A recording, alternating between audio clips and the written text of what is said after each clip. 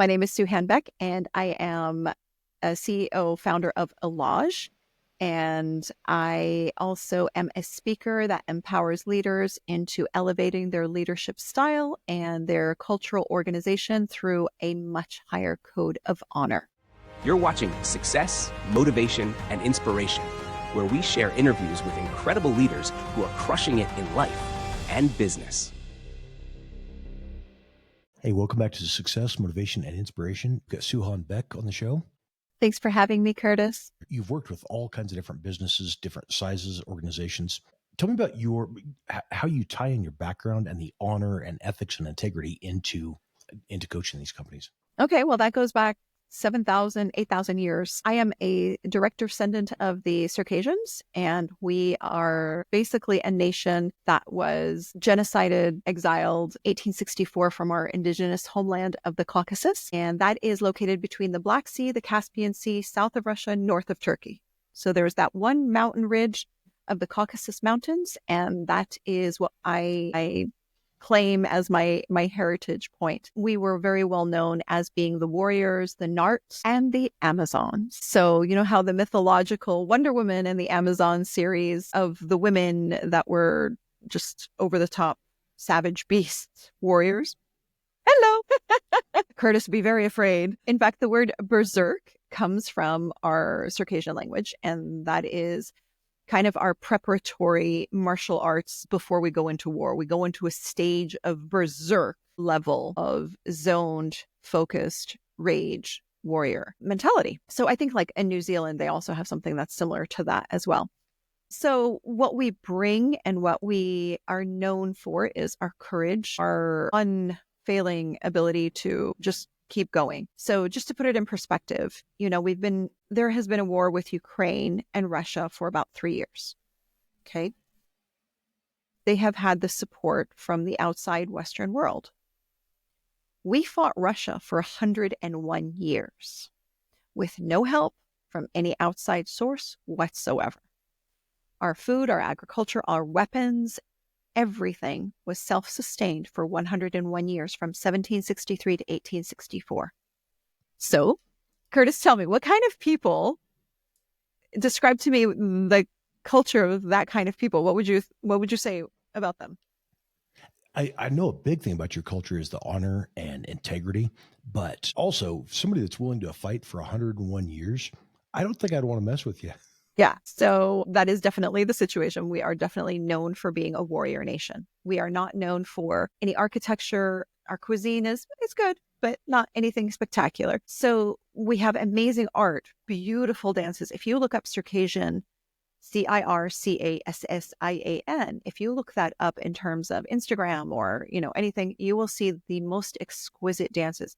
And even in our dances, you will find our posture, our dignity, the way we glide and prance like horses around each other is a very unique folkloric indigenous tribe kind of a dance. And then also you can see the men doing their warrior masculine, dances as well. And the women being like graceful swans and eagles. So we are known for that, similar to kind of like the samurai code of honor.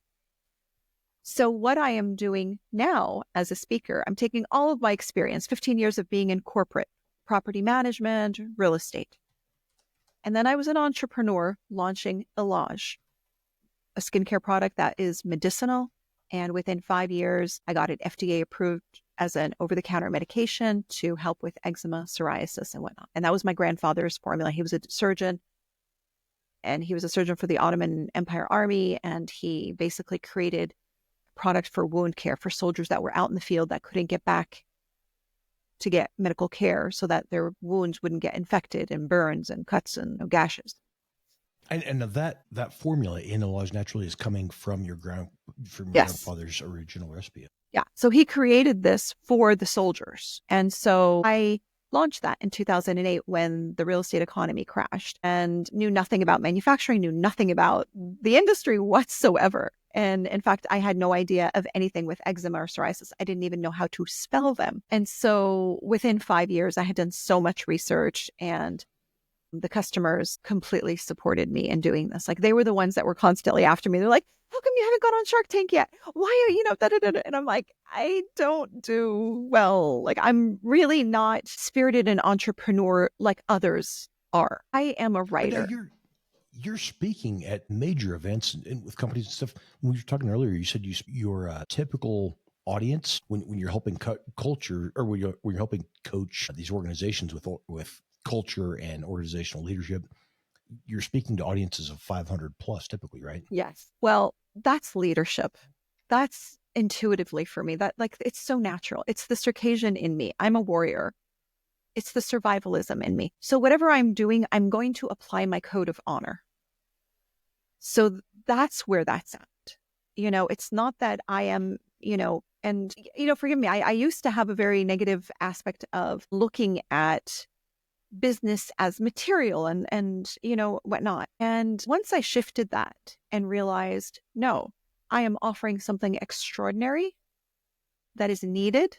I'm filling a very needed void because Elaj is the only 100% natural skincare product that does not have alcohol, preservatives, helps with eczema and psoriasis, and does not have topical steroids or any kind of hydrocortisone. So my product is the only one in the world that is 100% natural, and it's FDA registered as an over-the-counter medication. So it's legit and it works. So I fill a void that does not exist. And when the customers keep coming back, and they're the ones that send me love letters, like actual handwritten love letters, then it's like, oh yeah, I have to do this. So I put that concept of I'm a business entrepreneur away. This is a mission. This is, a God-given, destiny that it was my grandfather that created this. So I have to honor that. I have his name and his picture on every single jar. And it's the full name. It's not the Beck. Beck is the shortened version of Shahaluk. So I have his name. I am honoring him, revering him as crediting him basically for that. And I have been very blessed. I'm very fortunate. And so within 5 years, I was able to get a licensing deal. I had the option and I got the audition and the invitation to appear on Shark Tank. But at the same time, I got a licensing deal. And instead, I diverted into doing the licensing deal because that allowed me to retain 100% of my company ownership. There was no money output. I was not dividing up, decision making with another entity. And so I was able to retain control because I know how they work. Like the teacher that created Airborne, and, she sold out and then they diluted the ingredients and the quality went down. She had to go back, repurchase the company in order to, resuscitate it. I knew that story. Yeah, I knew those case study stories where I said, I'm not going to be, because this is my family's name. So as a Circassian, we are required to know our family's lineage 7 layers up. How could I possibly dishonor our name, our family, by having a subpar product with ingredients that are not 100% natural? Like I know that all the moisturizers on the market, they're like vitamin E. Yeah, okay. It's vitamin E synthetic. It's not 100% natural. And there's such a huge difference of efficacy. And I had that tested. I had my honey tested. Like I know my suppliers. I know my sourcers. I look them in the eyes. And so I know who they are. So that's how obsessive I am in terms of my product and my production standards. So taking that out into the speaking campaigns that I do to associations and organizations and corporations, my next claim to fame has to be that I helped people elevate their code of honor. And this is a word that has almost dissipated out of the American vernacular. Like you use it if you're a Marine. You use it if you made honor roll in school. But other than that, that word honor has just been diluted and just not used. And for me, that's everything. Like we are taught as a child, adiga kabza, adiga kabza, adiga kabza. And it's like this pounding in our mind, in our soul to our very last breath. Every action I do has to be reflected generations down the line. So how many corporate leaders could possibly say that and be like, so I'm a leader and I have to think forward multiple generations on how they're going to look back at my gravestone. Now, when you started your company, the cosmetics company, compare that to, for example, if you're walking down in the mall and you get those pushy salesmen that are just bombarding you, they pull you off, they're trying to smear some junk on your face, but it actually works. Now, what's the difference between a product like that? I'm so glad you asked me that question, because that is a case study in of itself. So this particular company, and they've branched off. There's, different ones, gold this, gold that, oro this, oro that. They're very aggressive. They bring in these foreign agents, sales agents, to sell on 100% commission, and they will whistle and like straddle you down practically. They will, put that wonderful serum around your eyes, and within 30 seconds, the puffiness is gone. Visibly, clearly, non-negotiable, gone. Congratulations, you have just put a hemorrhoid cream, a glorified hemorrhoid cream, onto your eye area, the delicate eye area. What that means is that that is a form of a cortisone, like a hydrocortisone. It could be a 0.5%. It doesn't matter. When you apply that, you are basically creating a vasoconstrictor of restricting oxygen through blood flow and fluid flow in that area. Anytime you restrict oxygen or blood flow from any area, you have an immediate cause for damage, whether it's atrophy, whether it is suffocation of cells, whether it is mutilation of cells, whether it basically thins the skin out because it's killing the skin. You are susceptible to UVA, UVB damage and other things that are more immediate, but also long-term damage. Not to mention, potentially, cataracts. Like, I had a beautiful 25-year-old African-American woman walk into my booth in Palm Springs where I first launched Elaj. And she said that she's had eczema on her face, around her eyes, and she's been using prescription medication. All prescription medications are cortisone, topical steroids in various forms. And I asked her, did your doctor ever warn you or tell you not to use it more than 2 weeks at a time? Because anytime you use anything, 2 grams, topical steroids, if you use 2 grams on 20% of your body for 2 weeks, it immediately causes an HPA axis shutdown, hypothalamus pituitary adrenal gland shutdown. So the adrenals start slowing down within 2 weeks. And she had eczema in other areas in her body, but mostly around her face. She had no idea. And I said, have you had your eyes checked? And she goes, what? Why? Why do you ask? And I said, have you had your eyes checked recently? Because cataracts are a side effect. And she goes, I have cataracts. I teared up. How could this beautiful woman at 25 years old have cataracts? That's unheard of. And that is because of the malpractice of dermatologists around the world. This is not just America, because they have nothing else to offer. So again, going back to, Elaj is the only product on the planet that is 100% natural, that does not have alcohol, preservatives, or topical steroids, that is an over-the-counter FDA-registered product. So we offer something that no one else offers. And so again, that was my justification of suffering through launching a business, because my product was amazing. And it worked. And it was tested out in the Palm Springs Street Fair for 5 years before we went mass retail. Through the licensing deal, I was able to get national television commercials all around. It was an as seen on TV product. It went into every single Bed Bath & Beyond store nationwide, every Walmart. I hate Walmart. Walmart is the best. How were you able to maintain your standards, your manufacturing standards and production quality, and manufacture at the required prices, the wholesale costs that these major manufacturers or these major distributors? Your business, Curtis. You understand wholesale and retail and that yucky game. So I made a huge mistake and I had no way out. As a manufacturer, there is something called MSRP, Manufacturer Suggested Retail Price. In the United States, the manufacturer cannot set the retail price. They can suggest it. So when you go buy a Toyota, it's going to say MSRP. So the manufacturer can only suggest. The economic dictates of supply and demand set the price. So Walmart took my $40 jar and set it at $19.99. Well, by the time I divide up what I'm giving Walmart, logistics, distribution, marketing, and, we have national television commercials going around because we're required to have that small amount of real estate. You are required to have national television commercials that say now available in stores, these stores near you. And the list Walmart, Walgreens, Bed Bath & Beyond, because I have to prove to them that I am driving traffic to their parking lot.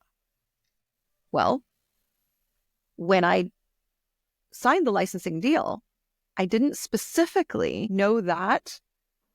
And that killed me.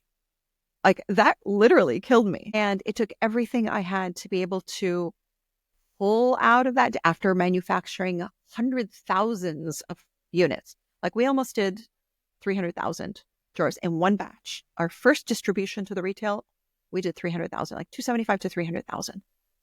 Thereafter, we did more. So imagine the reality check, and like, I'm making a few pennies off of all of that effort. Yep. Of course, I have my retainer with the licensing deal that I make a certain minimum, but I'm literally making pennies off of each jar. So that was a really hard, reality check. And of course, that was, the time that retail was shutting down. Bed Bath & Beyond is now extinct. So they've pretty much shut down their 1,100 stores, which was horrible because I was doing so well in Bed Bath & Beyond. And like, I was going and congratulating managers that were selling lots and lots of jars, and I would bring them flowers and, and I was getting like special showcasing at Bed Bath & Beyond. Like, I mean, I played the game. Like, I did what I needed to do in business, but at the end of the day, it all came back to the quality. And I said, and I had my product on Amazon as well. And it's the same thing. I had to market internally within Amazon in order to rank, in order for them to push Elaj into the stratosphere where the big boys play. I had a conversation with somebody from a major, very well-known electronics manufacturing company. They make TVs and smartphones and Android phones and different stuff. But we were talking about the required wholesale pricing that Walmart has. So if you go buy a TV, you buy this 50-inch TV, and you come back on Black Friday, and they've got what looks like the same TV at $300 off, but it's a different box when you buy it. It's like a brown cardboard box versus the color, full color wrap. And when you get that TV, there'll be a different model number. It's a different model number on the TV that is manufactured at lower specs for that day of the sale. But this is common with a lot of major retailers like this, where they go to the manufacturer. They say, yes, we're buying this TV at $700 right now. We're buying the next 100,000 or 300,000 of these TVs are going to be manufactured at this price. And this person from the manufacturing company I was talking to was saying that they had the conversation with Walmart saying, we would lose money. We cannot manufacture this product at that price and still be in the black. We're going to lose money on every item sold. So Walmart said it doesn't matter that you manufacture it with whatever you have to make.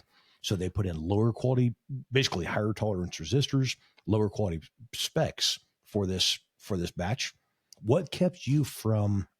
I mean, I'm sure that's probably the honor and integrity that you've received, that you've had passed down generationally. Is that what kept you from saying, yeah, we could sell it at $19.99, but we're going to have to put some junk in there and cut the doses and cut the quality? I got so much pressure from basically the licensing company, the sub-licensees, and they really put a lot of pressure on me to try to dilute, and I couldn't. And, I could use basically the synthetic version of vitamin E, and that would reduce my costs significantly. Nope, not going to do it. So that was where I was able to rescind the contract and basically say, all bets are off. Like, I'm pulling out. This is not okay. The quality control is where I maintained control. Like, when I negotiated that contract, I made sure that I was in control of manufacturing and I did not give away the proprietary formulation. So you can take a look at the ingredients and you can say, okay, well, let me try to do it. You can't, because some of the ingredients are not compatible. Ratios. Yeah, they're not compatible. They will not mix. They will not, emulsify properly. And so a lot of it is just a matter of proprietary production standards. And people have tried to copy it and they haven't been able to. And I'm like, that's okay. But the other thing that's in there is our intention. So in every jar, on every jar, every brochure, everything we touch has our mantra. And that is, let the healing begin. And I've trademarked it and it's everywhere because that is everything. I may not be a millionaire. I'm totally okay with that. I have healed people. I have helped mothers sleep because their child was not itching, So I have honored my family. And I hope to be honored someday that someone will remember that there was in the ocean of products, there was one outstanding product that floated above the surface.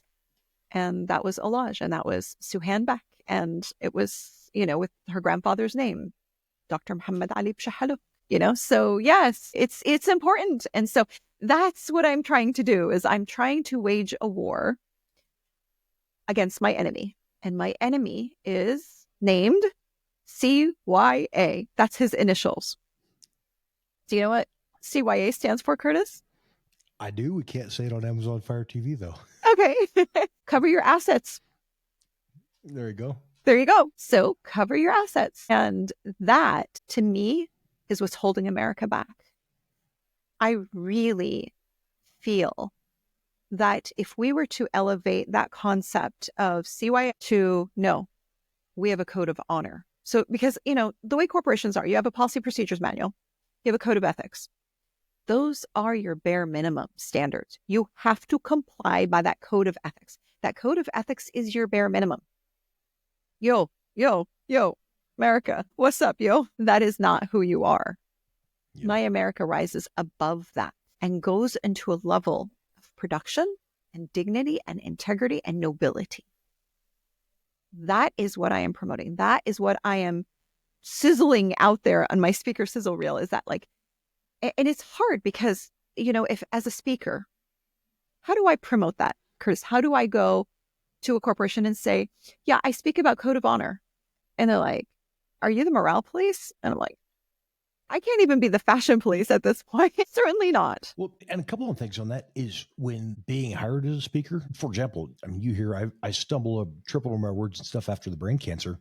I've consulted with the United States Federal Trade Commission. I've spoken at Caesar's Palace and some large events. I am always the worst speaker as far as just being able to deliver the message. I reject that claim. I hereby reject that claim, Curtis. I hereby reject that claim. But as far as one of the big reasons that I've got hired by these different companies, or the reason I'm called in by these companies, is because I've done what I say I can help them do. And that's the same thing with you. When you're reaching out to be able to speak and teach these massive companies, you've built a successful business, built a successful product line from the ground up, got the distribution contracts, figured out the marketing, the wholesale, all of the stuff that goes into that. And then also maintained the honor and integrity and ethics that go along with what you're teaching them, you can help them do. Yeah, I fought. And it cost me a lot. It really did. It cost me, my health, questioning myself, and, at the end of the day, even the licensing company, they wanted to expand the packaging to double it while the jar is still small, but it looks bigger so that we can compete with the bigger jars that are less priced. And that causes a sustainability problem for me. I have a daughter who's a sustainability advocate for the world. Like, she's a TED speaker. She's, goes around the world. She's an eco artist and speaker. How can I? And she basically was just like, Mom, how could you do that? How could you expand the carton? Throwing away additional junk to she's never forgiven me. She's never forgiven me for that. Like, that was a major problem. And she's like, I can't be a part of the company until the packaging is reflective of sustainability mindset. So my daughter is even like higher level. This interview is sponsored by Newswire magazine. We celebrate the entrepreneurs and thought leaders shaping the future. Those who don't just adapt, but innovate, who inspire others to think bigger, lead boldly, and create lasting change. Only a select few are featured in Newswire magazine. And for those who earn a place on the cover, the opportunities are unmatched. Your story shared with a global audience, your achievements celebrated on national billboards, reaching millions. Every leader has a story. Every vision deserves a platform. Who will rise to the top? Stay tuned. You're witnessing greatness unfold.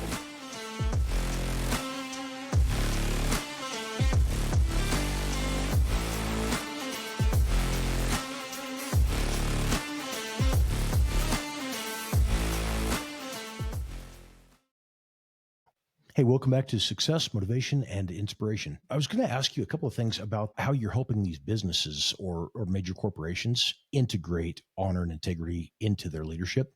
Can you kind of describe your perfect client as far as size of business, size of audience that you're speaking to? The companies that I speak to typically are international, and so they have extended employees all over the world. So when they have conferences, the typical audience ranges about 500 to 1,000. And that to me is great because I can still keep it intimate. I'm very playful, inside the conference. I actually dress up in my ethnic folkloric dress. And so it's shocking to them because here this is CEOs, leaders, and, high-level management, mid-level management, and higher-level management. And all of a sudden I show up and it's like, they have no idea what this is. So I start with, the cultural aspect of everything and how they as leaders can increase their culture quotient. Companies are looking to maximize the dollar that they're spending. So what can they expect to achieve as far as hiring you as a speaker, and how's that going to equate as far as ROI on having you come in? So studies have shown that 70% of toxic work cultures are as a result of the leaders. So our leaders still have not been groomed into the positions of collaborative management systems. So they are still in that dictatorial, authoritative style of management. And so that has to shift because until that does, they are basically going to be the revolving door of employees. So that's one. So in integrating the Adiga-Habza Circassian framework of, our cultural systems and leadership, the first rule is humility as a leader. So break the ego. So the leadership style has to come from a position of protect your village and your tribe will protect you. Nice. So take, and this is the thing. So many leaders have that CYA concept in their mind. Like they just want to meet the standards, the requirements, the quotas, KPIs. And yet, if they were to expand their horizon out and look onto their village and see, how can I protect my village? How can I connect to my village? Now that's the new thing, okay? Because we now have the most diverse workforce with multiple generations. We actually can have 4 or 5 generations working in the same group at this time. So that's a cultural gap between the generations. And we have diverse work cultures from people that come from different languages, modes of thinking. And I can tell you an example. I have a home in the south coast of Turkey.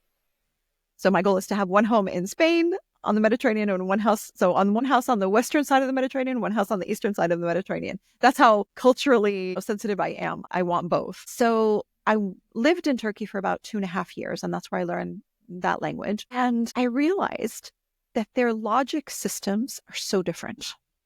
Like their actual logic, like I could see their brains working and I'm like, oh my God, this is incredible. Like I would look at a plumber and how they're doing things. And it's so different than how we in America do things. Can you share an example of that? Okay. Difference in logic? Okay.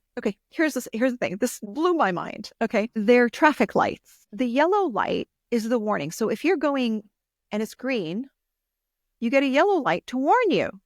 Either slow down or stop or go through. And you have that 3-4 second gap where you know that that's your time. They have it reversed. So if you're at a red stoplight, the red stoplight turns yellow to tell you it's going to turn green. That's weird. And then wait, this is so good. So the lights, there's not 2 lights. At every intersection, there's only one set of lights on this side, like when you're on the closer side. So if you're the first car at the intersection line, you can't see the angle of the traffic light because your car is, so it's too far back from the intersection, right? So you can't see it. There is not another traffic light in front of you across the street on the corner to indicate that is turning green. So what happens? And profanity. So what happens is it's communal driving because it's a communal society. So whoever's behind you has a certain type of tap on the horn. It's a friendly tap. It's a to let you know that you can go because you can't see the green. In some of the more metropolitan cities like Antalya or Izmir, they now are creating the traffic light with the sidebar that shows the color of the light.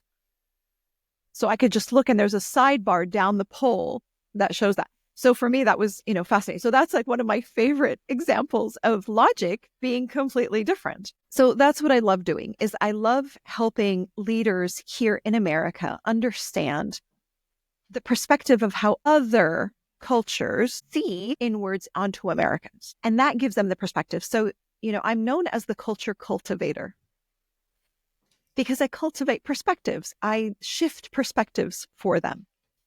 And one of my favorite examples is helping them realize that tipping is a very American construct. It's an unwritten social contract only in America.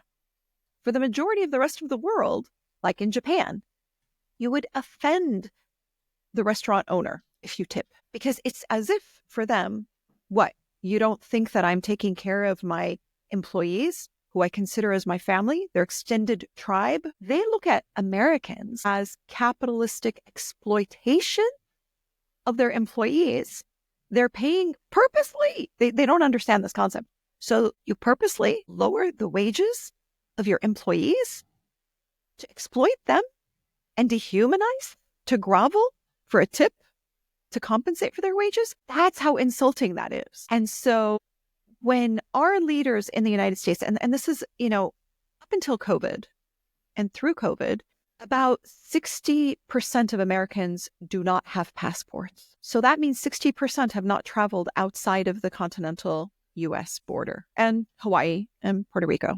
And so that means that the leaders, and our leaders still in America, they're in that 80 percentile of leaders are white Americans.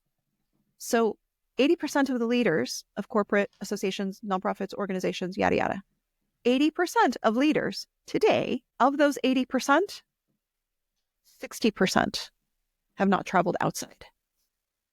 So wow. How are they going to deal with this generation gap and cultural gap from inside? So that's where I come in. And what's crazy is that they expect me to give them lessons on foreign cultures. And I say, calm down, cowboy. I would bet you get some people with that where they're expecting, okay, I got to sit through this culture thing, like arms folded. Yeah.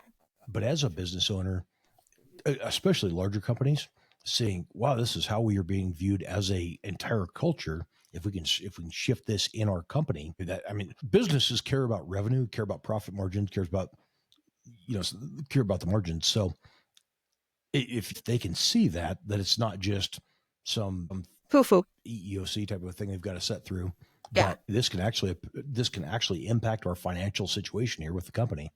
That's powerful. Curtis, there's something about a leader who is humble enough. Again, it comes back to that code of honor of being humble, that can access their teams individually and understand their cultures. So for example, if you knew that you had a Turkish employee that has a different logic system, you would not penalize them for thinking a certain way. You would understand, okay, so this is how the logic systems work here. Also, it helps you as a leader if you are able to tap into the genius of others. For example, I also speak fluent Arabic. So I speak fluent Arabic, fluent intermediate Turkish, French and Spanish. At any given day, I'm somewhat above basic intermediate. Okay. I am far more emotional. I am far more poetic and creative in Arabic. English is a dry language. I cannot express myself. Like, the words are limiting. So with English, you're going to find a lot more tonations and elevations of my voice because I have to roller coaster my voice out to you because I'm handicapped with the English vernacular, the American vernacular especially. So I'm handicapped in English. So how can I be poetic? How can I be creative as an artist? When my hands are, my tongue is tied. My tongue is tied in English. How do you do that to me? Whereas in French, je suis moi.